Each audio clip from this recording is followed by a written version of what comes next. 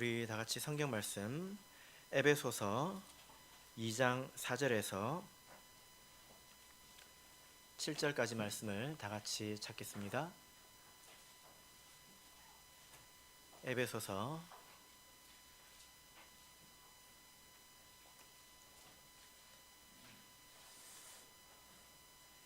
2장 4절에서 7절까지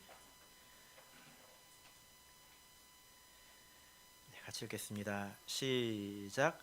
긍휼에 풍성하신 하나님이 우리를 사랑하신 그 큰 사랑을 인하여 허물로 죽은 우리를 그리스도와 함께 살리셨고 너희가 은혜로 구원을 얻은 것이라.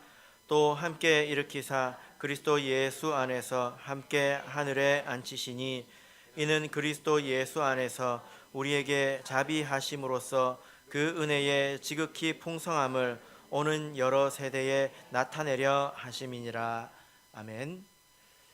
네, 오늘 이 시간은 그리스도와 함께 살리셨고 라는 제목으로 하나님 말씀을 전하겠습니다. 우리를 대적하는 마귀 사탄은 참으로 흉측합니다. 우리 세상에 있는 모든 사람들을 이제 지옥으로 같이 데려가는 것이 그들의 목표이지요. 그러나 그 마귀 사탄이 흉측하다고 해서 무식하다고 생각해서는 안 됩니다. 그들은 굉장히 지혜롭습니다. 여러분, 아담과 하와가 선악과를 이렇게 따먹지 않았습니까? 그죠? 예, 따먹었습니다. 그러면 이 하와가 마귀한테 가서 너 때문에 그랬다라고 탓할 수 있겠습니까? 야, 네가 그랬잖아. 너 때문에 그랬잖아. 그러면 마귀가 뭐라고 그럴까요? 너도 원했잖아. 이렇게 이야기할 것입니다. 이것이 바로 사탄의 전략인데요. 마귀 사탄은 사람들의 욕심을 이용해서 이 세상을 죄악으로 물들여 가고 있습니다. 많은 사람들이 지옥에 가게 될 때에 마귀를 탓하게 되면 그때 마귀가 뭐라고 그럴까요? 너도 좋아했잖아 그때. 왜 나한테 와서 그래? 이렇게 이야기하실 것이 아니고 큰일 나죠. 할 것입니다. 그래서 이 세상을 경쟁 사회로 만들었고 사람들의 쾌락을 만족시키기 위한 그런 타락한 대중문화 이것을 만들었습니다. 그리고 사람들을 위해 줄 것 같은 그런 우상들이 이 세상에는 많이 있죠. 여러분, 우리가 하나님을 믿는다는 것은 어떤 것일까요? 이런 차원에서 생각해 볼 때 하나님을 믿는다는 것은 그런 것을 동경하지 않는 것입니다. 하나님을 믿는다는 것은 이 세상에서 경쟁에서 어찌됐든지 이겨가지고 잘 먹고 잘 살기를 원하는 것이 아닙니다. 그런 것을 동경하지 않습니다. 그리고 이 세상의 타락한 문화를 깊이 누리고 나는 이렇게도 살아 하고 만족을 얻지 않습니다. 그리고 우상에게 절하지도 않습니다. 사실은 그것도 자기를 위한 거죠. 하나님을 믿는다는 것은 그런 삶을 동경하는 게 아닙니다. 오히려 그런 데서 벗어나게 된 것에 대해서 진심으로 하나님께 감사드리는 삶이 하나님을 믿는 거죠.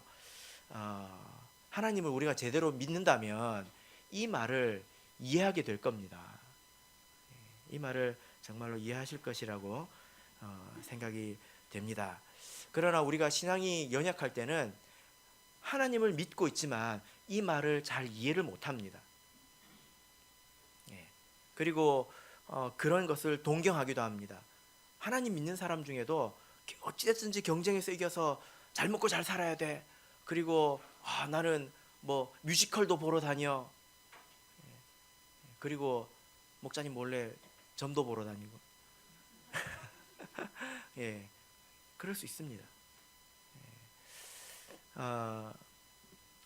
제가 예전에 고3 수련회에서 이렇게 고3 학생들을 데리고 이렇게 다니면서 이제 강의를 하는데 그때 제가 베데스다 연못 이야기를 한번 한 적이 있습니다. 베데스다 연못에 뭐 청주에서도 말씀을 전한 걸로 기억이 나는데, 거기는 1등으로 그 물속에 들어가면 어떤 일이 생깁니까? 어떤 병이든지 다 낫지 않습니까? 예, 겁나게 좋죠. 예, 사실 그렇지 않습니다. 이것은 1등만 살아남는 세상을 상징하는 것입니다. 사실은 비참한 것이죠. 그래서 제가 이제 고3 수련생들 를 가르쳐 놓고 제가 하나님을 믿는 사람은 경쟁을 벗어난 사람들이다, 이 세상에서. 이걸 이렇게 말을 했습니다. 그런데 소란이 났어요. 그러고 제가 마쳤거든요. 근데 작은 소란이 있었는데 뭐냐면, 그럼 경쟁하지 않고 어떻게 살아야 되냐, 경쟁하지 않고 사는 것은 도대체 어떻게 사는 것이냐, 그럼 우리 보고 어쩌란 말이냐, 우리 보고 앞으로 시험도 치지 말고 뭐 아무것도 하지 말라는 거냐. 그러니까 이 말 자체를 이해를 못하는 거예요. 여러분은 어떠십니까? 그래서 이것은 어려운 게 아닙니다. 그냥 살면 됩니다. 마음으로 초월해서 살면 됩니다. 창세기의 요셉을 생각해 보십시오. 그리고 다니엘을 생각해 보십시오. 그들은 인간적으로 보자면 가장 높은 그런 권력을 가지지 않았습니까? 근데 그 사람들은 한 번도 그걸 얻기 위해서 싸워본 적이 없어요. 경쟁해 본 적이 없습니다. 그냥 하나님을 믿으면서 항상 성실하게 그 자리에 마땅히 해야 될 일을 했을 뿐입니다. 그러니까 하나님께서 그 어떤 하나님의 뜻을 이루기 위해서 그 사람을 거기에 올린 것일 뿐입니다. 그렇죠? 어려운 것이 아닙니다. 우리가 이것을 깨달아야 이 말씀을 이해할 수 있습니다. 요한복음 14장 27절을 보겠습니다.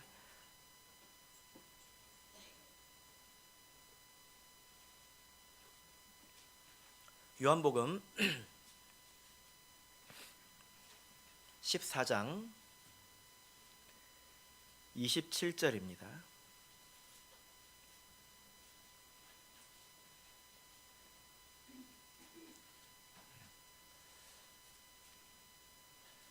요한복음 14장 27절 같이 읽겠습니다. 시작. 평안을 너희에게 끼치노니 곧 나의 평안을 너희에게 주노라. 내가 너희에게 주는 것은 세상이 주는 것 같지 아니하니라. 너희는 마음에 근심도 말고 두려워하지도 말라. 예. 이 말씀을 우리가 언제 이해할 수 있습니까? 내 마음 평안하다. 그러면 평안해집니까? 아닙니다. 우리가 하나님 안에서 이 세상의 경쟁이나 이런 것들을 초월해서 사는 사람이라는 것을 우리가 말씀을 통해서 알아야 합니다. 깨달아야 합니다. 그때 하나님께서 주시는 평안이 오게 됩니다. 그래서 우리는 이런 그 세상에서 벗어난 자들이죠. 그죠? 예. 이 세상은 이런 것으로 말미암아 죄를 더하고 있고, 그리고 사실은 스스로 고통을 더하고 있습니다. 고통에 고통을 더하고 있습니다. 그러나 우리는 그것을 벗어난 사람이죠. 이것이 지난 시간에 말씀드렸던 우리의 이전, 구원받기의 이전의 상태라면, 오늘 읽으신 이 말씀은 우리가 지금 누리는 하나님 안에서의 영광은 무엇인가, 이것에 관한 내용이죠. 과거의 문제를 알았다면 지금이 얼마나 좋은지도 알아야 합니다. 그때는 되게 지금 우리가 나쁜 곳에서 살고 있었구나, 되게 좀 문제가 많은 곳에서 우리가 살고 있었구나. 그런데 지금도 별로 안 좋아. 지금 뭐 별로 좋은지 모르겠어요. 여러분, 하나님 믿고 사는 것이 좋으십니까? 예. 근데 믿음이 연약할 때는 솔직히 까놓고 말해서 솔까말 잘 모르겠어요. 그런 분 있을걸요? 제 눈을 바라보십시오. 솔직히 잘 모르겠어요. 그럴 수 있습니다. 그리고 심지어 부끄러워하기까지 합니다. 천국에 가는 건 알겠어요. 내가 성령을 받아서 하나님이 있는 것도 알고, 그러니까 천국도 있겠고 지옥도 있다는 건 알아요. 근데 지금이 별로 좋지는 않아. 그때 때문에 나중에 갈 곳을 생각하니까 지금 힘들어도 믿긴 하지만 지금이 별로 좋은 건 아니에요. 이렇게 생각할 수도 있다는 이야기입니다. 이렇게 생각하라는 소리는 아니에요. 아시겠죠? 그렇게 생각할 수 있어요.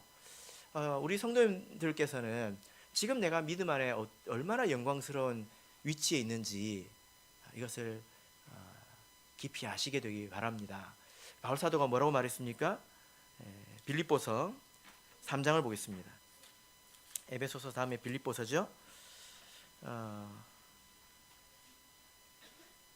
빌립보서 3장 4절을 보겠습니다.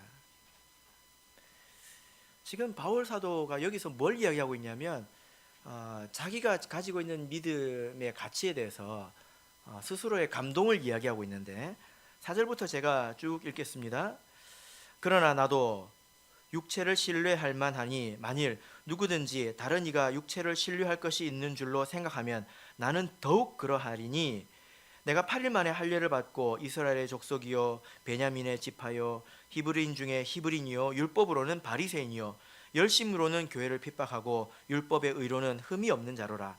그러나 무엇이든지 내게 유익하던 것을 내가 그리스도를 위하여 다 해로 여길 뿐더러 또한 모든 것을 해로 여김은 내 주 그리스도 예수를 아는 지식이 가장 고상함을 인함이라.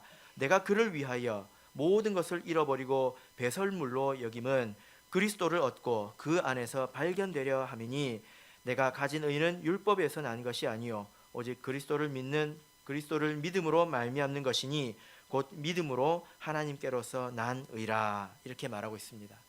바울 사도가 누가 자랑할 것이 있다면 나는 더욱 그러하다.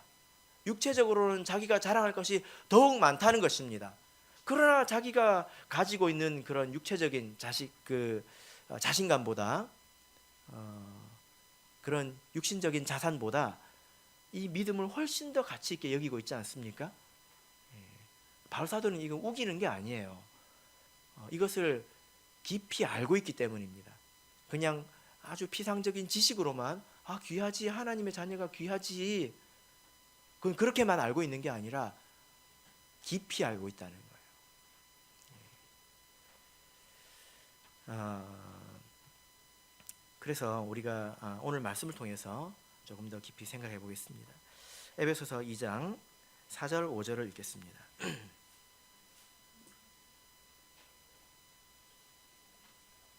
에베소서 2장 4절 5절 같이 읽겠습니다. 시작. 긍휼에 풍성하신 하나님이 우리를 사랑하신 그 큰 사랑을 인하여 허물로 죽은 우리를 그리스도와 함께 살리셨고 너희가 은혜로 구원을 얻은 것이라. 이 말씀을 우리가 읽을 때에 우리가 아주 감동을 받게 됩니다. 여러분, 우리의 구원이 어디에서 시작되었습니까? 내가 세례 받을 때 시작되었습니까? 아니면 내가 믿기로 결심할 때, 아니면 내가 진짜로 진심으로 믿기 시작할 때, 그때 시작된 것입니까? 그렇지 않습니다. 에베소서 1장 4절을 보면 우리의 구원은 곧 창세전에 그리스도 안에서 우리를 택하사 이렇게 말씀을 하고 있습니다.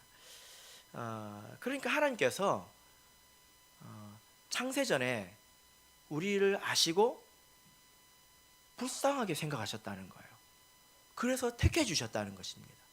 이게 우리 구원의 출발점입니다. 여러분, 복권을 사보신 적 있으십니까? 없으십니까?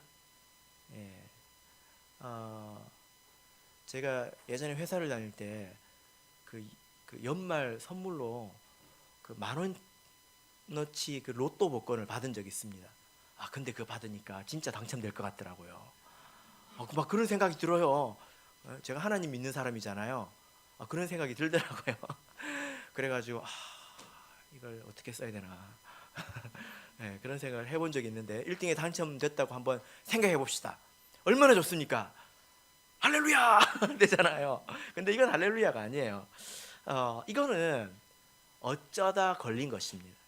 무작위로 그냥 우연히 그냥 그렇게 걸린 것이지 않습니까?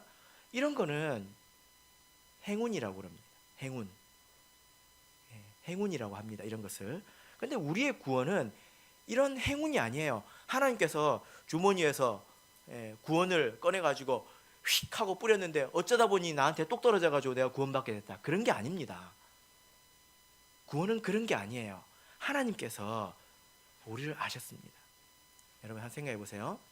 여러분, 텔레비전을 이렇게 보면 가끔씩 굉장히 불쌍한 사람들 이야기 나오잖아요. 그죠? 그거 보고 마음이 아파가지고 막 이렇게 가슴이 애리고 그런 경험 해보신 적 있으십니까? 그런 것도 없어요? 눈물 흘려본 적 있습니까? 진짜 불쌍하다. 막 마음이 아려가지고 눈물이 나고 그래가지고 전화기를 들어요. 1544 눌러요.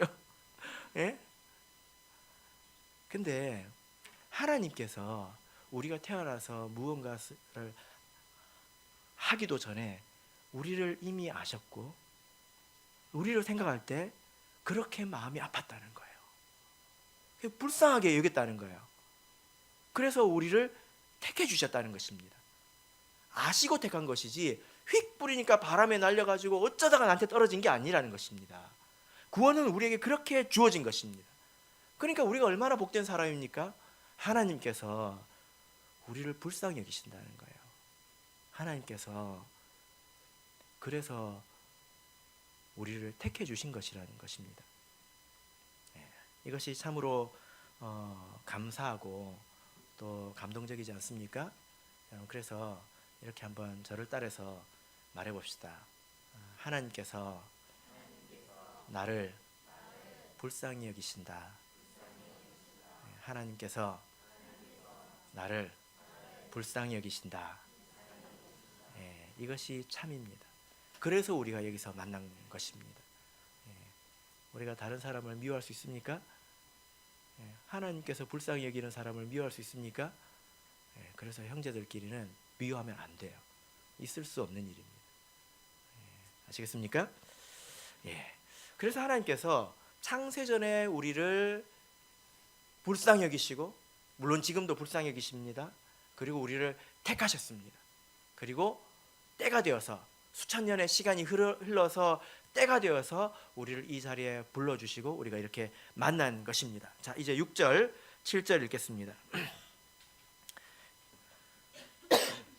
자, 6절 7절 자, 읽겠습니다. 시작.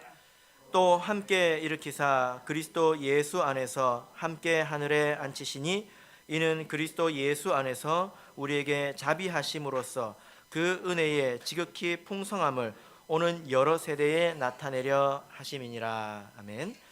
하나님께서 우리를 불쌍히 여기셔서 우리에게 주신 것이 무엇인가? 허물과 죄와 허물로 죽은 우리를 살려주셨다라고 말씀하고 있습니다. 그래서 사단의 권세에서 벗어나서 이제 우리가 하나님의 자녀가 되었지요. 또 세상의 타락한 풍속을 깨닫게 하셨고 벗어날 수 있도록 하셨습니다. 특별히 오늘 본문을 보니까 5절에서 6절 이 부분을 보면 유독 좀 반복되는 단어들이 있죠. 무엇이 있습니까? 5절, 6절 두 글자입니다. 함께죠. 함께 이렇게 세 번이 나옵니다. 그러니까 이 이야기는 뭐냐면 예수님께서 죽으셨을 때 하나님께서 예수님을 다시 살리시지 않았습니까? 그죠? 그런 것처럼 우리도 예수님과 함께 살리셨다는 것입니다. 그리고 함께 일으키셨고 또 함께 하늘에 앉히셨다. 예수님께서 하나님으로부터 받은 은혜를 우리도 동일하게 받고 있다. 이렇게 이야기를 하고 있습니다. 특징적인 것은 앞으로 그렇게 할 것이다가 아니라 다 그렇게 하셨다. 그래서 우리가 이미 그런 상태에 있다는 것입니다. 우리가 이미 살았죠. 이미 일으키심을 받았고 이미 앉아 있다는 것입니다. 그러면 이 구체적인 의미가 뭘까요? 이것이 하나님께서 우리에게 주신 것인데 함께 살리셨다. 예수님과 함께 살리셨다. 그리고 예수님과 함께 일으키셨다. 예수님과 함께 앉히셨다. 이것이 지금 우리의 위치라는 거죠. 여기 보면 함께 살리셨다, 또 함께 일으키셨다. 이 말씀을 제가 오늘 한참 들여다봤는데 이 둘은 크게 구분이 되지 않고 성경에서 사용이 됩니다. 이것은 영적으로 끊어진 관계가 회복된 것을 이야기하고 또 혹은 육체의 부활을 이야기합니다. 우리도 하나님과 끊어진 관계 있었죠?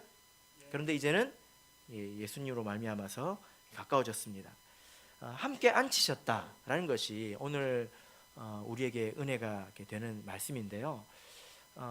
여러분들은 지금 앉아 계시지만 저는 서 있잖아요. 그죠? 예수님께서 지금 앉아 계신데 여러분들도 앉아 있습니다. 저도 설교를 이제 앞으로 앉아서 해야 될 것 같습니다. 앉아 있다고 하니까 웃어야 될지 울어야 될지 모르시겠죠. 이 말씀을 좀 설명을 드리려고 합니다. 에베소서 1장 20절을 보겠습니다. 그래서 우리가 예수님과 함께 앉아 있구나, 이 말뜻을 우리가 알아야 합니다. 그러려면 좀 우리가 이해가 필요합니다. 에베소서 1장 20절 같이 읽겠습니다. 시작. 그 능력이 그리스도 안에서 역사하사 죽은 자들 가운데서 다시 살리시고 하늘에서 자기의 오른편에 앉히사.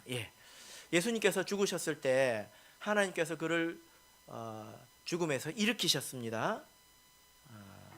그리고 하늘에 하나님 우편에, 왼편이 아니라 우편에, 오른편에 앉히셨습니다. 이것이 성경의 말인데 성경에서 이런 표현이 무려 20번이나 등장합니다. 20번 가까이 등장합니다. 그러니까 어떤 한 단어도 아니고 어떤 한 표현이 이제 따지고 보면 굉장히 많이 등장하는 표현인데 굉장히 중요하다는 거죠. 그러면 그 의미가 뭘까요? 예수님께서 하나님 우편에 앉아 계신다고 하시는데 그 의미가 뭘까요? 우리가 그걸 알아야 우리도 앉아 있다는 말을 이해하게 됩니다. 그죠? 우리가 그것을 함께 누린다는 거죠. 자, 그래서 지금 예수님 어디 계십니까? 하나님 우편에 서 있습니까? 앉아 있습니까? 앉아 있습니다. 그게 무슨 말일까요? 이걸 아는 건 아는 게 아니에요. 그 의미를 알아야 되죠. 시편 110편을 보겠습니다. 시편 110편 1절입니다.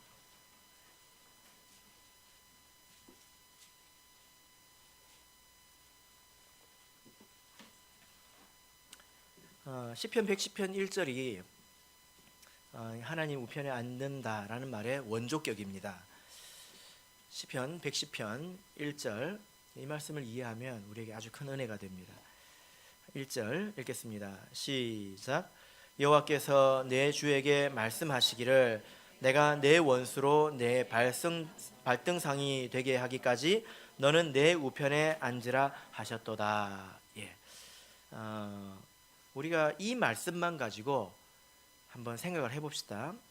여호와께서 내 주에게 말씀하시기를, 그러니까 여호와께서 나의 주에게 말씀하셨다.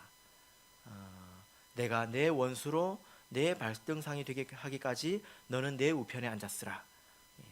여기서 말하는 나는 하나님을 말하죠. 그리고 너는 누구입니까? 예수님을 말해요. 그래서 하나님이 예수님에게 말씀하시는데 이것입니다. 내가 너의 원수가 너의 발등상이 되게 할 테니까. 발등상이 무엇입니까?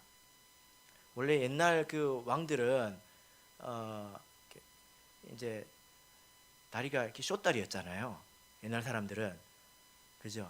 그래서 그 의자에 앉으면 그 다리가 달랑달랑합니다. 그러면 좀 위험이 없어 보이거든요. 또 의자는 또 크게 만들어요. 그럼 저 같은 게 숏다리들은 앉으면 다리가 달랑달랑 하거든요. 그럼 밑에 무엇을 놓습니다? 발등상을 놓습니다. 그러면 그것을 이제 발받침으로 딱 밟고 이제 위험 있게 딱 앉아 있는 거죠. 그런데 전쟁에서 이기면 무엇으로 그의 발등상을 삼았을까요? 적의 왕입니다. 적의 왕을 딱 앉혀놓고 의자 앞에 앉혀놓고 딱 거기다 발을 대고 딱 앉았습니다. 이게 뭡니까? 최종적인 승리를 말하는 거예요.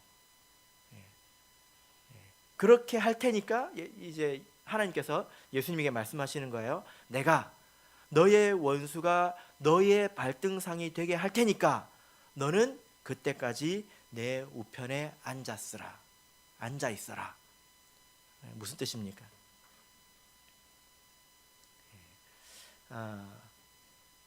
제가 아주 쉬운 말로 한번 설명을 해보겠습니다. 진표야, 목사님 아주 쉬운 말로 설명을 해볼게. 이제 저희 집에서 그 장을 봐가지고 이제 재윤이 엄마랑 재윤이가 왔습니다. 근데 이제 그 너무 무거워요. 그래가지고 재윤이가 이제 힘이 세니까 재윤아 네가 좀 들고 와라 했습니다. 그래서 4층까지, 우리 집이 3층이죠. 예, 3층이죠. 예, 4층은 옥상입니다. 3층까지 열심히 올라왔어요. 그러면 이제 엄마가 뭐라고 그럽니까? 내가 밥 해줄 테니까 그때까지 너는 내 우편에 앉았으라. 이런 말을 하는 거죠. 무슨 말입니까? 네 할 일 끝났다는 것입니다. 그죠? 히브리서 10장을 보겠습니다. 히브리서 10장. 히브리서 10장 12절 13절을 보겠습니다.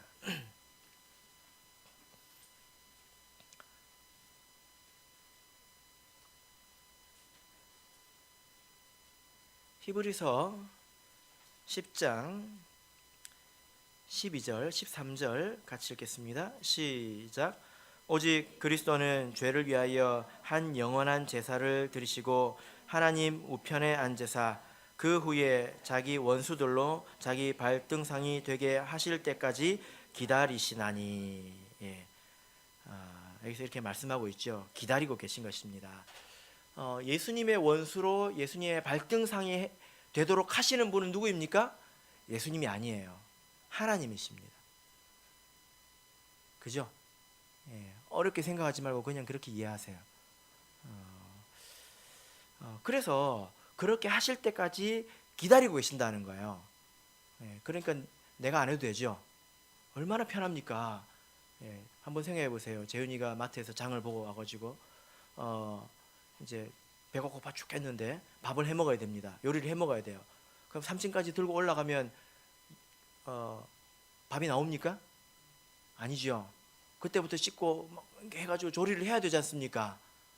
얼마나 성가십니까? 근데 그때부터 가만히 앉았으라 하면 얼마나 좋아요. 그죠? 이것이 지금 우편에 앉았다는 뜻입니다.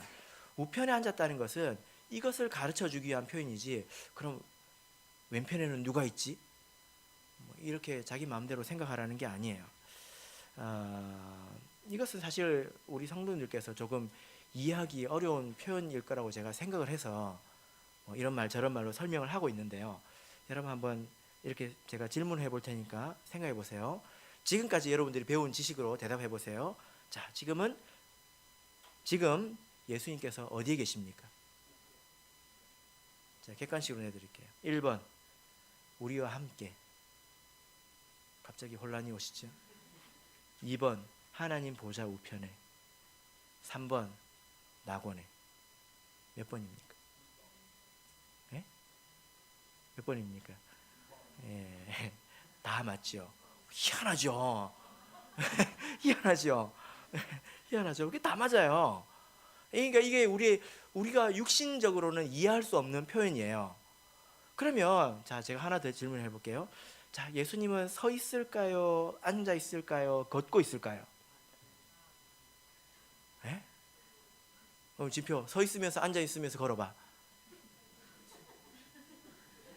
서 있으면서 앉아 있으면서 걸어봐.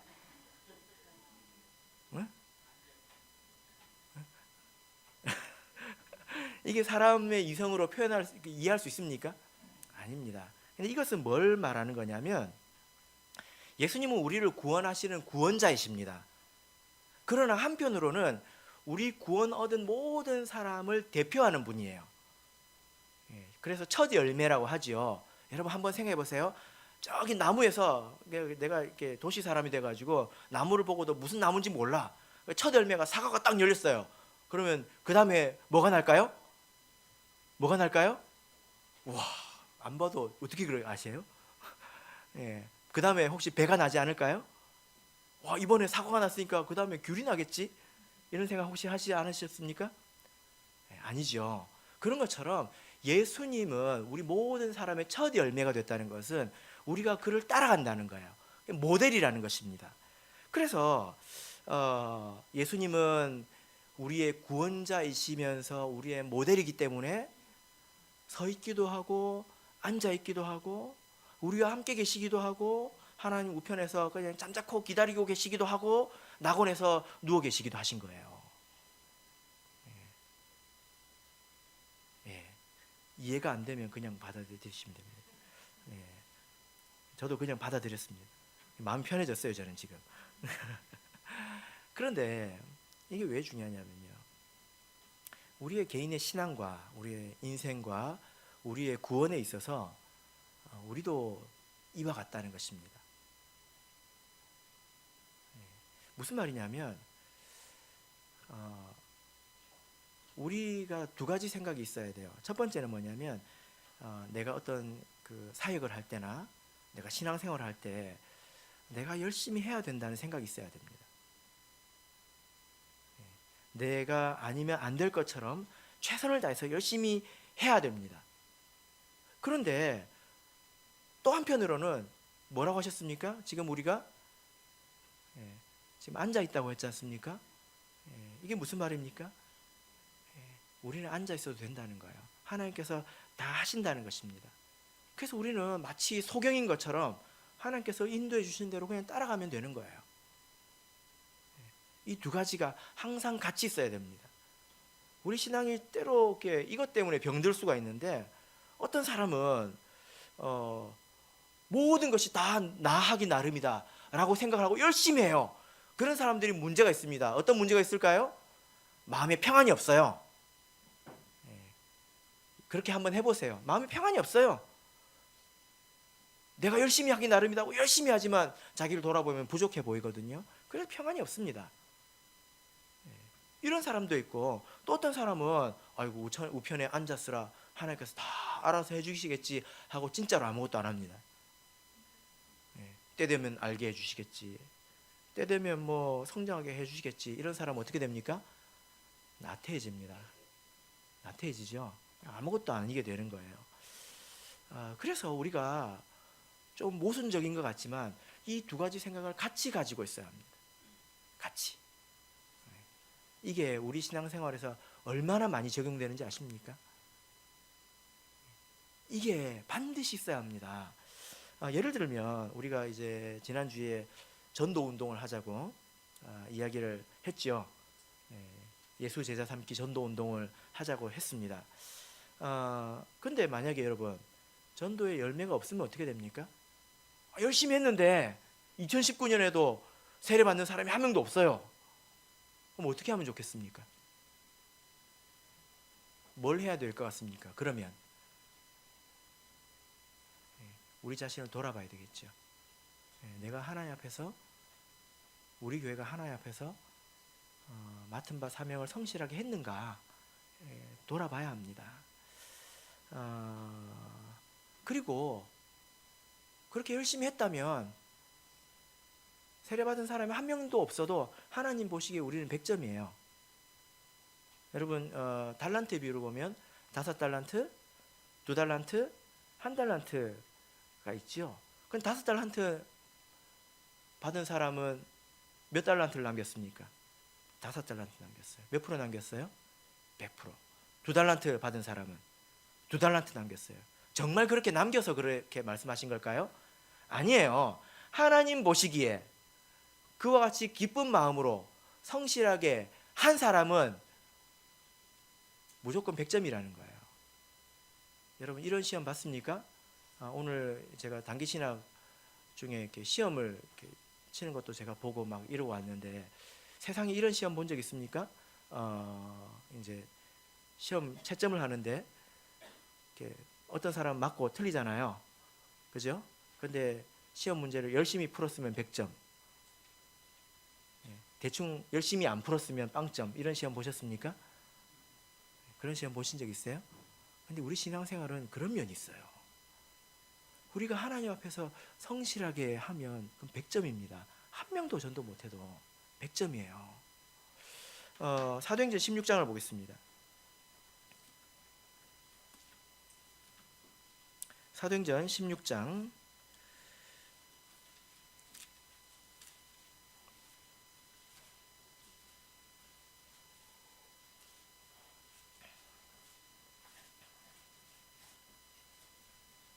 16장 6절 7절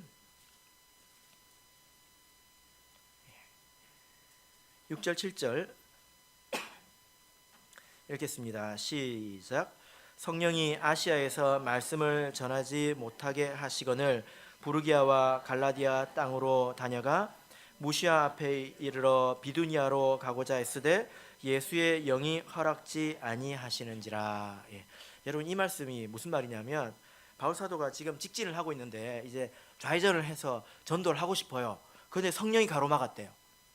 성령이 말씀을 전하지 못하게 하셨대요. 그래가지고 이제 우회전을 해가지고 오른쪽에서 말씀을 전하려고 했더니 이제 예수의 영이 막았다고 합니다. 그러면 여러분 생각에 성령이 어떻게 막으신 것 같습니까? 성령이 나타나가지고 가지마 그랬을까요? 아니네. 여기 갔더니 예수님의 영이 나타나서 가지마 그랬을까요? 이것은 바울 사도가 어떻게 받아들였다는 것입니다. 이렇게 이쪽 저쪽 한 것이 아니라 거기로 가려고 애를 썼는데 길이 안 열린 거예요. 그래서 바울 사도가 받아들이기를 성령께서 가기를 원하지 않으신다라고 받아들인 것입니다. 그래서 이렇게 말을 한 것입니다. 그리고 이쪽으로 가려고 했을 때도 길이 열리지 않은 거예요. 그럴 수도 있다는 것입니다. 천하의 바울 사도도 하나님께서 길을 열어주셔야 그 길을 갈 수 있지, 길이 열리지 않았을 때는 갈 수가 없는 것입니다. 가려고 한 것이 100점이라는 거예요. 그러니까 얼마나 좋습니까, 여러분? 여러분, 그러면 우리가 예수님께서 성경에 야, 너 천국 가려면 100명씩 전도해라, 그래서 바를 정자를 계속 세워가시면 행복하시겠습니까? 아니죠. 하나님은 그렇게 하시지 않았어요. 왜냐하면 어떤 사람은 예를 들어 못 걷는 사람, 말을 못하는 사람, 그리고 어려서 죽은 아이들 어떻게 전도합니까? 하나님께서 모든 사람이 구원을 얻도록 그렇게 길을 열어놓으신 것입니다. 열심히 하려고 하면 100점이라는 거예요.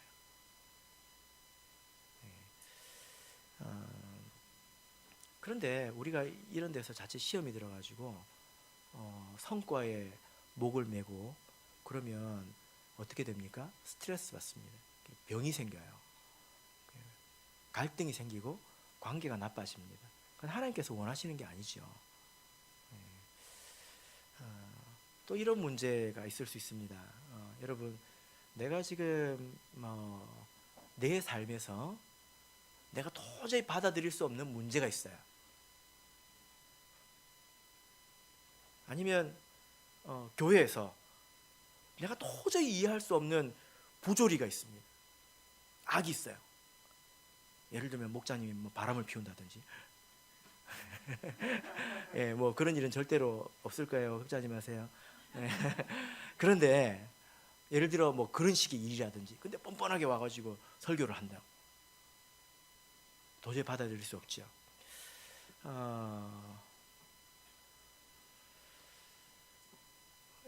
그런 일이 있을 때, 내 인생에 이런 일이 있을 때, 또 우리 교회에 이런 일이 있을 때, 여러분 어떻게 하시겠습니까?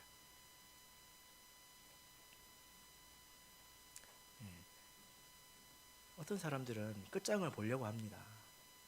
끝장을 보려고 합니다. 그래가지고 하나님께 기도하죠. 하나님, 이러시겠습니까? 아니 되옵나이다 하고 막 이제 하나님을 막 이제 기도로 막 이제 하나님의 손목을 비틀죠. 그냥 안 된다고요 하고 비튼단 말이에요. 그럼 하나님께서 뭐라고 말씀하실까요? 들어보세요. 뭐라고 말씀하실까요?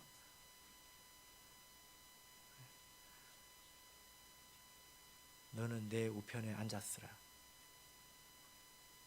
이렇게 말씀하실 것입니다. 무슨 말인지 이해하셨습니까? 이거를 이해해야 돼요. 이게 무슨 말이냐면요, 신앙적으로 잘 받아들여야 됩니다. 내 인생이 그렇게 도저히 받아들일 수 있는 일이 있어도 된다, 그런 뜻 아니에요. 그리고 교회에 그런 부조리가 있어도 된다, 그런 뜻 절대로 아닙니다. 그러나 하나님께서는 때로는 하나님의 섭리 가운데서는 불신앙적인 사람을 통해서도 일을 하시더라는 거예요. 내가 도저히 받아들일 수 없는 그런 일들을 통해서 하나님 역사를 이루시더라는 겁니다. 근데 우리가 너무 똑똑해가지고 너무 잘나가지고 하나님보다 미리 앞서서 판단하고 하나님은 그것도 모르는 멍청인 것처럼 하나님한테 그것밖에 못하냐고 이런 식으로 하나님께 이야기하면 안 됩니다. 우리가 애써야 되지요. 우리 교회에 그런 일이 없도록, 내 삶에 그런 일이 없도록 미리 조심하고 애써야 합니다. 그런데 때로는 그런 일이 다가온다고요. 그럼 그때는 어떻게 해야 됩니까? 나를 넘어선 일이라고 생각될 때는 하나님 우편에 앉아 있으면 됩니다. 이해되십니까? 받아들이라고요. 받아들이십시오. 물론 교회에서 부조리를 옹호하는 거 절대 아닙니다. 그런 일을 행하는 사람이 있다면 화가 있을 것입니다. 만약에 제가 정말로 그렇게 타락을 해버린다면 화가 있을 것입니다. 그러나 그런 일로 인해서 하나님의 나라가 무너지지 않고 하나님의 뜻이 폐해지지 않는다는 거예요. 오히려 하나님은 선과 악을 합하여서 선을 이루신다고 성경은 말씀하고 있지 않습니까?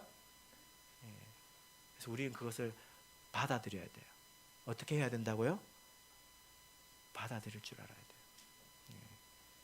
그래서 때로 하나님께서 우리가 너무 이렇게 잘나가지고 스스로 다 하려고 할 때 하나님께서 야, 너는 내 우편에 앉았으라 이렇게 말씀하실 때가 있을 겁니다. 귀를 기울여서 하나님께서 나에게 뭐라고 말씀하시는지 들어보십시오.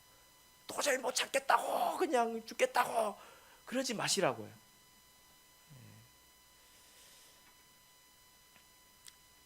우리가 그렇게 살아가면서 이런 일도 경험해보고 저런 일도 경험해보면 하나님께서 정말로 살아계신다는 것을 정말로 알게 됩니다. 아, 정말로 그렇구나. 내 인생의 한 고비를 넘겨보면 아, 하나님께서 그것으로 이 일을 하시려고 했구나 알게 됩니다. 그리고 두 고비를 넘어보면 정말로 그러하구나. 세 고비를 넘어보면 어떻게 될까요? 이제 네 번째 고비 넘는 것이 힘들지 않습니다. 받아들이게 됩니다. 그래서 세상 사람들은, 믿지 않는 사람들은 이래서 종교를 마약이라고 하는 것입니다. 이렇게 하면 다 말이 되잖아요. 그죠? 다 말이 되잖아요. 그러나 그런 일을 행하는 사람은 저주가 있을 것입니다.